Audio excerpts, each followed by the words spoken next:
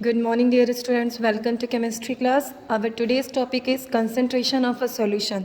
Concentration से हम क्या सोच सकते हैं कि क्या हो सकता है concentration का मतलब। सबसे पहली बात, किसी भी solution में सब दो चीज़ें बहुत important है। एक है हमारा solute and the another thing is solvent. Solute क्या होता है? जिसे हम mix करते हैं to make a solution. जब हम किस solvent में जो भी आपका क्वांटिटी है या फिर जो भी सब्सटेंस है, सब्सटेंस कहेंगे नॉट द क्वांटिटी, सब्सटेंस है, आप उसको जब मिक्स करते हैं किसी भी सॉल्वेंट में, then that substance is called the solute, क्योंकि उसी के हिसाब से हमारा एक सॉल्यूशन निकलता है। सॉल्वेंट क्या होता है? जिसमें हम सॉल्यूट को मिक्स करते हैं। अब क्या होता है, हमारा जो भी सॉल्यूशन बनता है, ज़रूरी नहीं होता है कि जितने भी हमारे सॉल्यूशन बने वो एक जैसे ही उसका जो कंपोजिशन है, प्रोपोर्शन है, वो एक बराबर हो। हर बार अलग अलग सॉल्यूशंस के कंपोजिशन या प्रोपोर्शन जो होता है सॉल्यूट एंड सॉल्वेंट का, वो वेरी करता है। सारा कुछ किस चीज़ पे डिपेंड करता है बच्चों? डिपेंड करता है आपके amount of solute present in a solution. अगर हमारा देखिए जो भी है, जो सॉल्यूट है हमारा, उसी के हिसाब से हम ये कहते हैं कि हमारा पर्टिकुलर सॉल्यूशन डाइल्यूट है कि कंसनट्रेटेड है। जब हमारे किसी भी सॉल्यूशन में amount of water is more, then we call it a dilute solution. और अगर उसमें amount of water is less, then it is called concentration. It is mostly used in the acids. जब एसिड्स में आपका water content ज़्यादा हो जाता है, तब हम उसे क्या कहते हैं?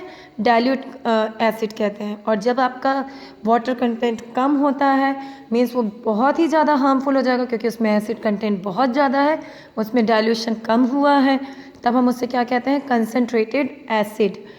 अब इसके साथ ही एक टर्म और आता है हमारा, सैचुरेटेड सॉल्यूशन। कल मैंने पूछा था, 2-3 बच्चों ने ही इसका जवाब दिया था। इसको देख लीजिए बच्चों बहुत अच्छे से, क्योंकि ये 1 नंबर में आ सकता है। सैचुरेटेड सॉल्यूशन क्या होता है? जब हमारा सॉल्यूशन एक ऐसा स्टेज आता है, क्योंकि सॉल्यूशन को बनाने के लिए हम सॉल्वेंट में सॉल्यूट को डालते हैं।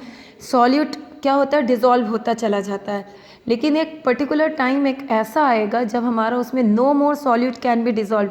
मीन्स हम कितनी भी कोशिश कर ले, वो सॉल्यूट डिज़ोल्व नहीं होगा ईजिली, देन वो क्या कहलाएगा? हमारा saturated solution. Saturated solution is that solution when no more solute can be dissolve in a solution, तब हम उसको क्या कहते हैं? Saturated solution. अब सैचुरेटेड सॉल्यूशन से ही उसी से मिलता जुलता, उसी से यूज्ड टर्मिनोलॉजी एक आएगी आपकी सॉल्युबिलिटी। सॉल्युबिलिटी क्या होती है? जो जितना आपका एक सैचुरेटेड सॉल्यूशन में सॉल्यूट प्रेजेंट है, means amount of solute present in a saturated solution is called its solubility. यानी आप किसी भी चीज़ में देखिए, हो सकता है कभी 1 गिलास पानी में आप 2 चम्मच नमक घोल सकते हो, और तीसरा चम्मच आप जैसे ही नमक डाले, हो सकता है वो डिज़ोल्व ना हो, तो उसकी सॉल्युबिलिटी क्या हुई? 1 गिलास पानी में आपके नमक की 2 स्पून्स ऑफ सॉल्ट। और अगर कभी कभी ऐसा हो सकता है कि 1 गिलास पानी में आप 4 चम्मच नमक मिला सकते हो, देन इन दैट केस उस ग्लास ऑफ वाटर की क्या होगी solubility? 4 spoons of salt. Okay, next topic we will discuss suspension solution. Okay,